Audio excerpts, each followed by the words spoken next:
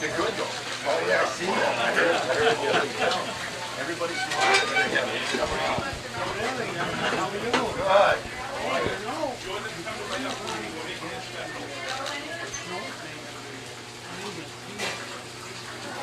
Hey, you good? Yeah.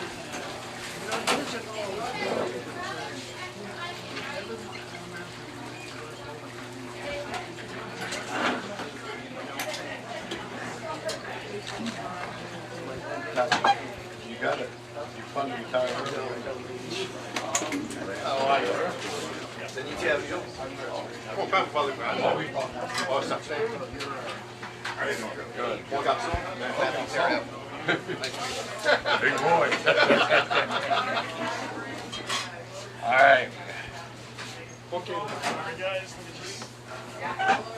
Oh, there we go. Yeah, he's coming. Oh, yeah. Ah, Moxie! Coach optional. Yeah, optional. You playing catch. You can play catch, that's no time. Playing cribbage, Cribbage, I should have brought my cribbage board, I just got one. And a good game. Okay. What I wanted to chat about was both towns agreed to do some more research on the charter. Great. We tried it. One day went local there. And I will tell you, this will become our economic powerhouse.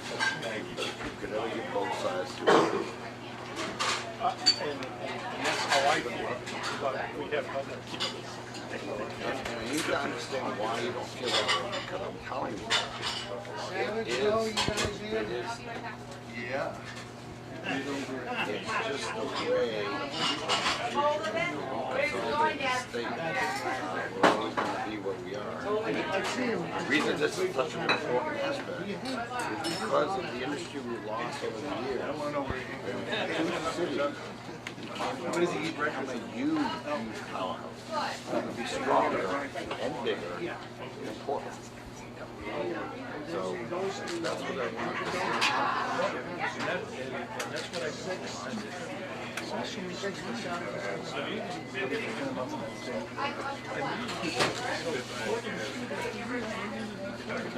And the other thing, the big value is you got the land base.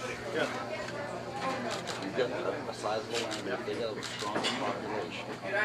It's just an opportunity to grow both cities. The big growth is going to most likely be on this side because of the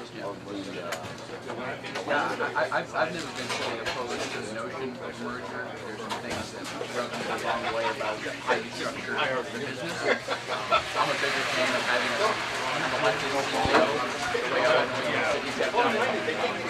I don't like the MMA management cycle that runs through the state. I think there's a dynamic where we need to how you structure the business, how you structure the government. You know, the push right now is to to have strong, have city staff control most of the decision making, which to me is what's gotten us to this mess in the first place, that you've got staff playing protection on these, and I'd rather push the influence back to residents and in terms of how you help them understand. I think a strong mayor system and skilled costs are combined. We're better off pushing a strong mayor system where we can actually get executives in the business community to be willing to step up to be the CEO of the city for 4 years. Okay. I was a strong mayor. I changed it to a weak mayor. I'll tell you why. A strong leader can lead whether it's a strong form of government or a weak form of government. A weak leader can only hurt a strong form of government. And believe me, elections have consequences. And not every elected official is going to be a strong leader or a weak leader. So you've got to be able to capture the entire gamut. In Waterville, when I was a strong mayor, if you go back over the history, we had Central with the jail, we got some that were thrown out. We have some that we got into some very unethical practices. So I tell you, a ceremonial mayor with oversight over the city manager really does work much. It's a much stronger form of government. Now, Portland, just to give you an example, they went to a strong mayor in recent 4 or 5 years, and look at the mess they got in with the last mayor. Last mayor did not help the city at all. They went all downhill. It seems way to hide. And this is the problem with strong form of government. Because a strong form of government is different than a CEO. You give so much power. I would just, I'm not saying don't do it. I'm saying if you're going to do it, you got to look at the protection. You know, the people have to be protected. It's easy to say strong form of government, but elections have consequences in democratic ways. Anybody can run, anybody can get elected. As we know. As we know. Just like up there. It's a mill, okay? When council comes in, when they take it out. When council comes in, we're going to take it out. When source comes in, well, what are we going to do? And now we're, I mean, it is. That's what happens. That really happens. You know, really good cities, really well-managed cities will have a really good plan, comprehensive plan that goes from administration to administration. So you limit the amount of change that can happen all at once, because you can reverse it on a dime really strong. You can't reverse it on a dime without. I believe in strong council. The reason I believe in strong council is you get continuity over time. You don't have continuity over time if you put all the power in one person. Be aware of that. I know Waterville. The problem we made, the mistake I made there, is I tried to take Oakland, Fairfield, Winslow, and Waterville and make it one city. And what I should have done is gone one at a time. Consolidate Winslow and Waterville, then go after here. And the reason why is different counties. We try to take on two. That was a lot. But Lewiston, and know that people wrong. We have both. We have cousins, brothers, relatives across the river. If you can get along, the biggest challenge is going to get beyond the contract, the labor contract between public service. You get beyond that. The Charter Commission can figure out what form of government people want. Well, but the Charter Commission isn't going to be able to do unless they prove me wrong, and I guess the consultants will be down next week, and I'll have a chance to sit with them. And we've created all these quasi-public entities that sit outside beyond the control of city government, and their rate of spending has grown much quicker than cities. You can really not get in your new structure. But to me, I don't want to talk about a merger until I have a commitment to suck all those back in. I don't want to have a commitment that way. Well, you can. If the Lewiston City Council said, you know, let's start building these groups back in as a show of good faith around the merger. Help me understand which organization. Avcog, for example. You know, we have millions of dollars. I'll show you to can, Avcog. It's actually Lewiston Auburn money, and that money was brought into Lewiston Auburn to operate a service versus contracting. Out of the gate, each city would save hundreds of thousands of dollars. Transportation in particular. We get federal treasury. The Avcog is quasi-governmental. The reason they're quasi-governmental is because of federal money. But there are specific services right now that it's Lewiston Auburn federal money that we could bring internal to Lewiston Auburn. But the reason you have it is because the structure has to be. With some of these funds, it doesn't actually. But that's a different issue. What I'm saying is, that's what this commission should be dissecting. They should, but they're not. Because right now they're so focused on the emotion of selling the merger, they're not actually talking about There are two issues. Oh yeah. One's a merger. And then the other one is form of government. Right. Okay? In the form of government, I serve on two charter commissions. And both ones were very, very successful, and both ones generated different forms of government. All ultimately weaker than the point is, I think what you're doing is you're taking that challenge too far ahead. If you let them do their job, and along the way, they're going to be, it's 18 months of meetings. They want to have a vote this November, which means they're going to fast track.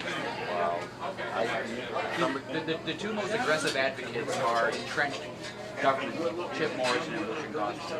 So the dynamic here is if they sat in the back of the bus instead of the front, and Gene Geiger, I've got huge confidence in him as an executive to approach this, there's no reason to rush this. We spent 24 months, and when we got to a point where we talked about those other outside agencies and rolling them in as part of the process. When did the process start? It was 14, June of 14, there was an election.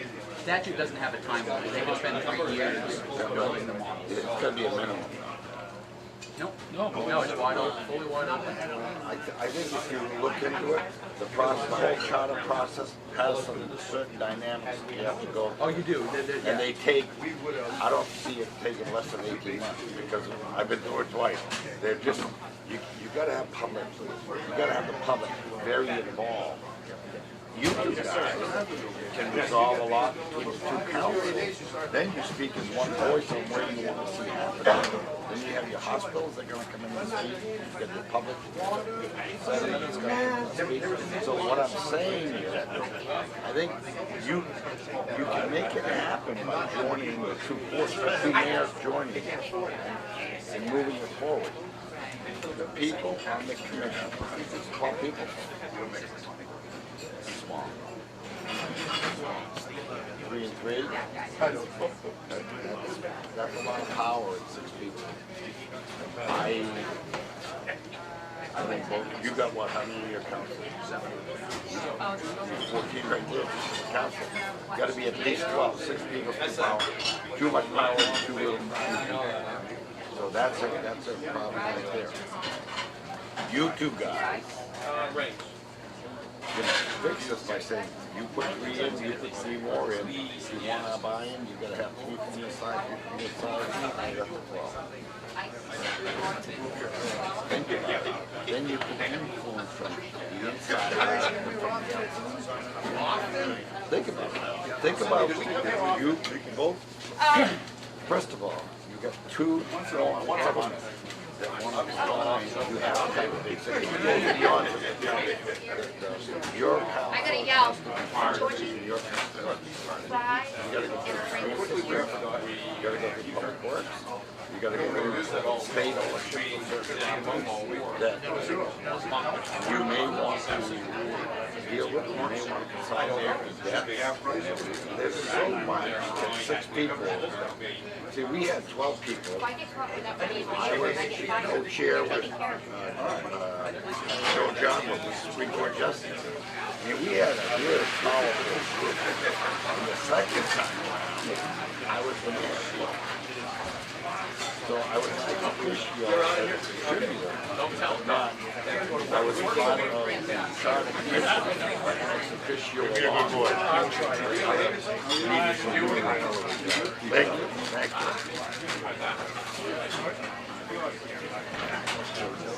Don't sell yourself short. I think.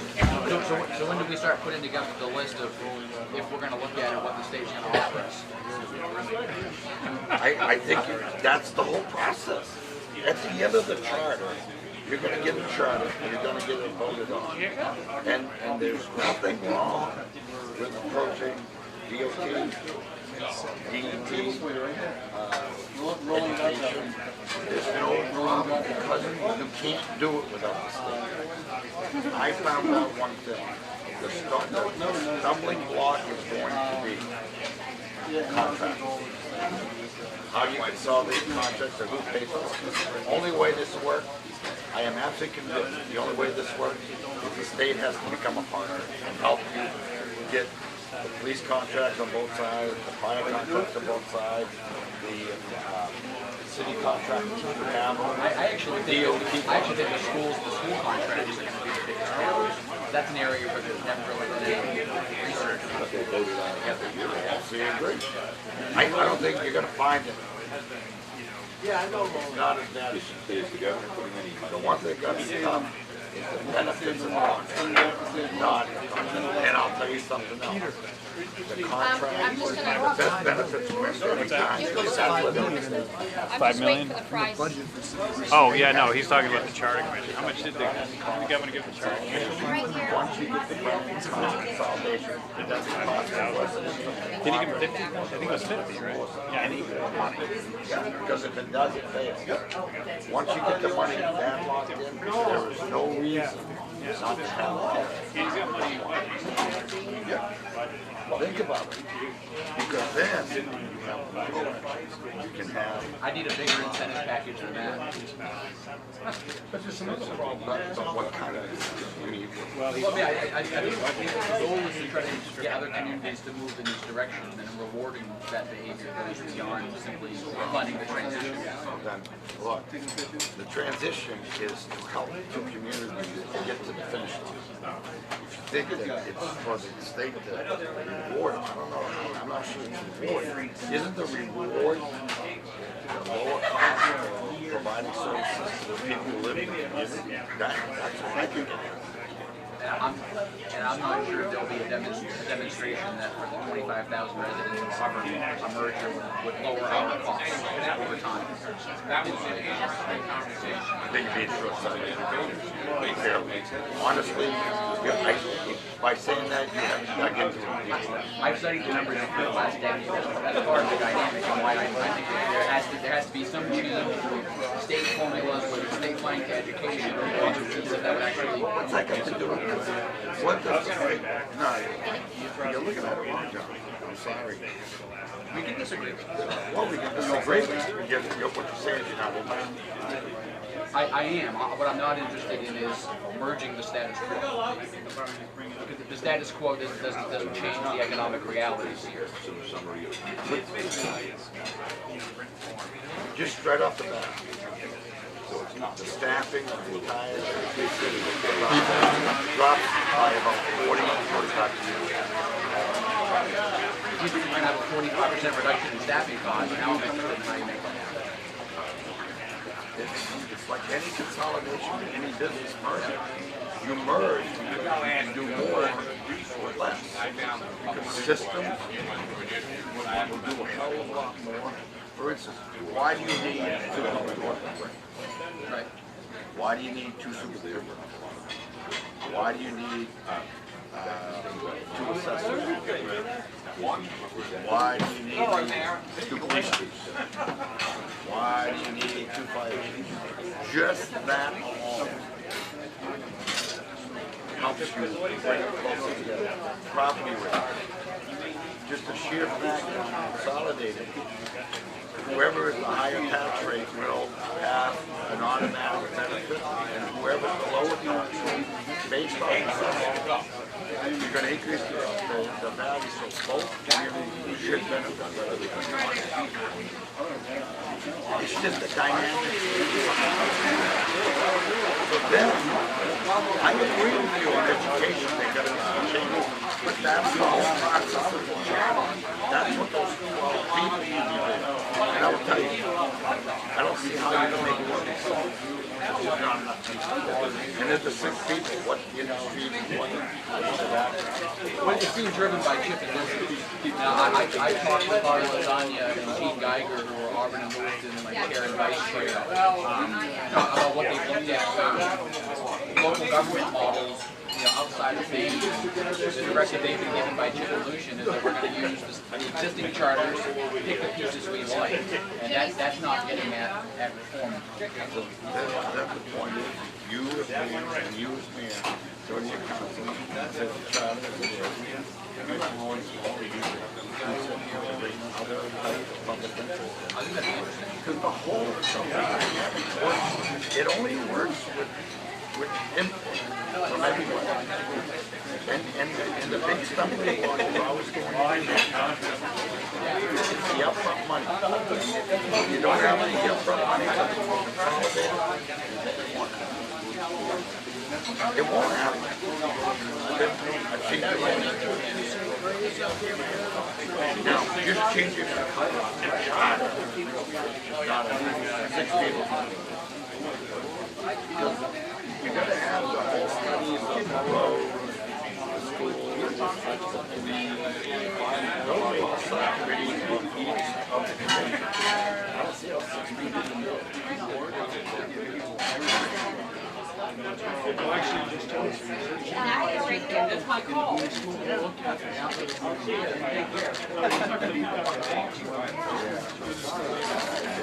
think the councils have got to get more involved. Because the councils formally represent life. I don't see how many people on 6 of council. None. Can't have it. But it's one of the conversations I had with Gene.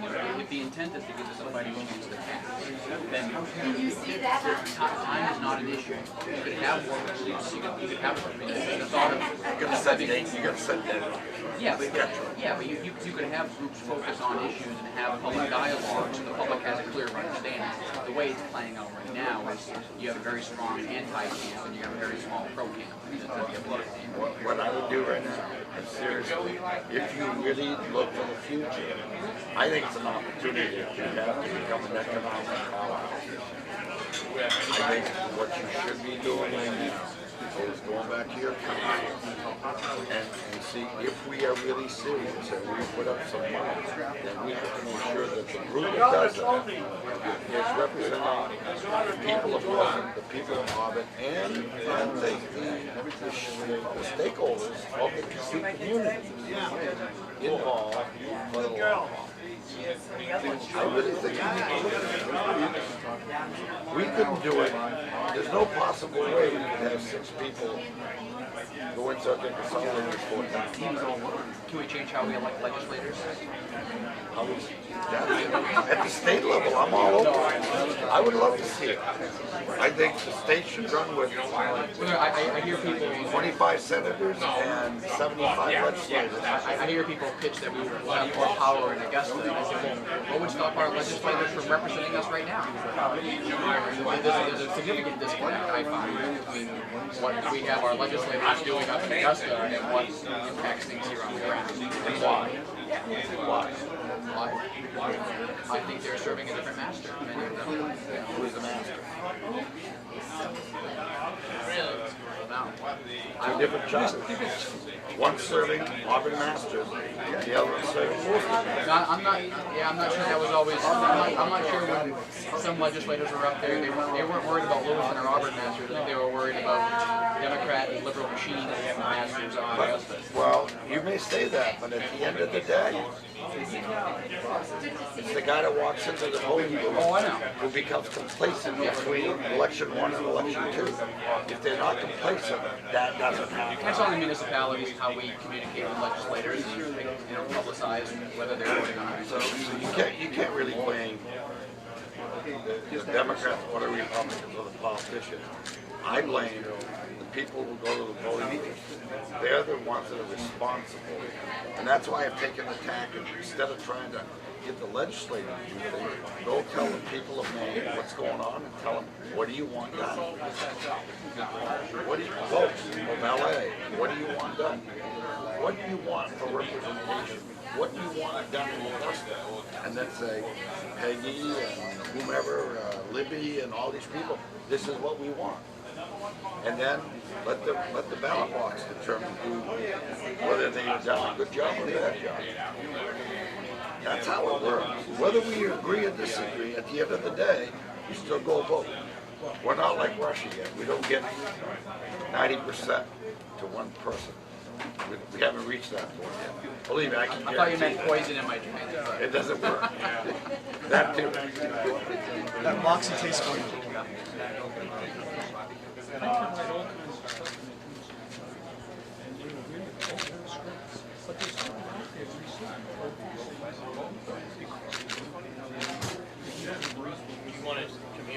Well, you don't have to. But the infrastructure. When the infrastructure is the people are demanding it. look at right now, there's more done just right now, and will be in the next 3 months than we did all last year. Because this year's an election, and I'm going out every week and telling people, and every week, we see the antis smaller. We know who the group is. It's a small group. The people are really doing a poll. We got some polls. We know how the town halls are working. They are working. Why? Because we're telling the people. And they can have their own opinion. They don't have to agree. We're just telling, putting on the table. You can believe it or not believe it, but these are the facts. Just remember one. We all have opinions. All the residents of Auburn, all the residents of Lewiston have their own opinion. What they don't have is their own facts. They have all the same facts, and they need to understand it. You can say anything you want, but the bill that was passed last year will increase the electricity rate $38 million to the residents of the state of Maine because of the contracts that were signed. People in Maine don't want that. Businesses in Maine don't want that. They didn't realize that's what happened. Now that they're realizing, I know firsthand that legislators are being called. At least the ones on our side. I don't know about the other side, but the ones on our side are telling me they're being called. People, if they have the information, they have power. With power, they can make educated decisions in the ballot box. When they walk in the ballot box. The only reason you keep sending the same people, and people don't get the information. They only get it from the person who's trying to get reelected.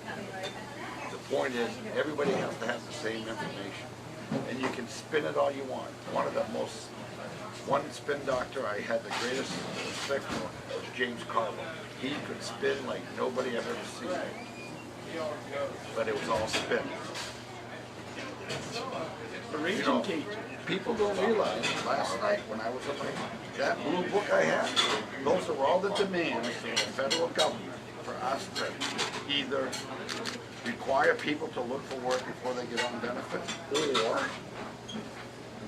we pay the fines. We owe them $29 million. And I'm putting that up. We're putting a bill up that's going to say you have 3 choices. You can vote, the legislature can vote to get out of Canada. The legislature can vote to pay the fines. Or the legislature can change the law. We change the law, then we're healthy, and then we go to the federal government and say, okay, we are now in compliance, or do we still have to pay the fine? We need that money to do the work. So what I'm saying is you two, along with your council, should say to the charter commission, we want this to work, but only if we have a good representation of the public of both cities. As far as the debt goes, you have existing debt, maybe one got more together. That's where you need to stay. How equalize it. There's value in both cities. One city's got more value. They've used their credit card more than we have. What's that? They've used their credit cards more than we have. Oh, I agree. I know, you just a bit for that now. But we can, what I'm saying is, we can sit down and work that out, so if we bring equity into it. I mean, that's an example. So Lewiston has a water and sewer division. So Lewiston's debt looks bigger in part because their utilities sit on their debt. In Auburn, we have a standalone water and sewer district, two districts. The cities share a commission at Lake Auburn, and there's a separate entity. Yeah, but that's where the commission. But that's an example of it. So between Lewiston and Auburn, we have 6 separate agencies dealing with a drop of water when it falls and when you flush it out of your toilet. Wow. Exactly. That's exactly. You just gave a good reason why you need to, even if you don't consolidate the city, you've given a good reason why you should look at the utilities. And when I've raised some of those issues, the people that head those separate agencies say, well, we're not on the table. It's a merger of the cities, not us. And that's when I hear the Charter Commission say, everyone's on the table. No one that serves Lewiston or Auburn is off the table for the merger. Then it starts getting it. No, I think it has to be. It has to be everything. If you're gonna be 1v1, then all the stuff's gonna come out. And all the little, I believe the utilities have. I absolutely agree with you that all's gotta be put on the table. And why do you have 6 agencies doing what maybe one can do or two can? In Waterville, water and sewage is one unit. One bill. One bill from one unit. And then they divide it to a treatment plant and the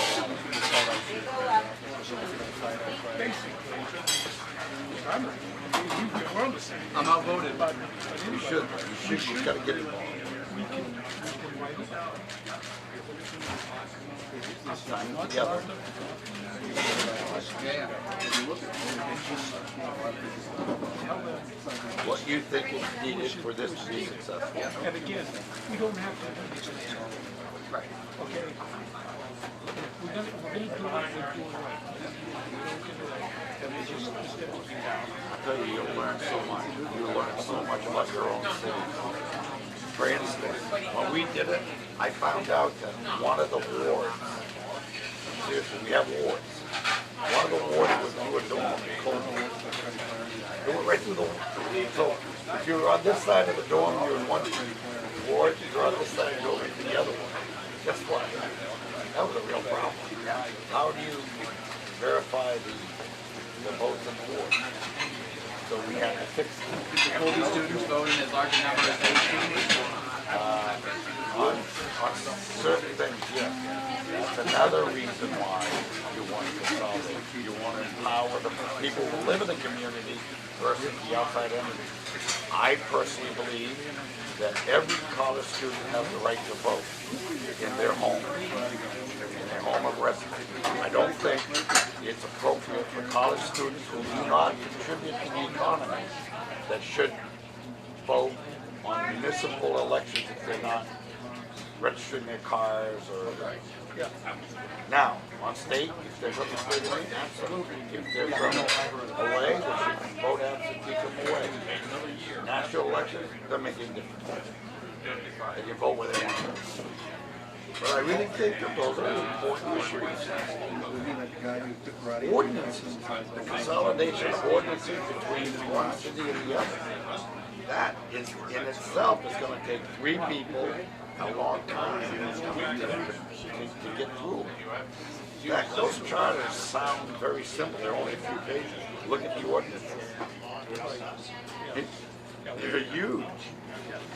The implications of the ordinances are huge. Why'd you have for putting together a joint letter to kind of hash out what we want to put on the table? And You put a letter together, then you approach your council and say, we believe that the people of Waterville, the people of Lewiston, the people of Auburn, should have representation on the commission if you want to have. The minute you do that,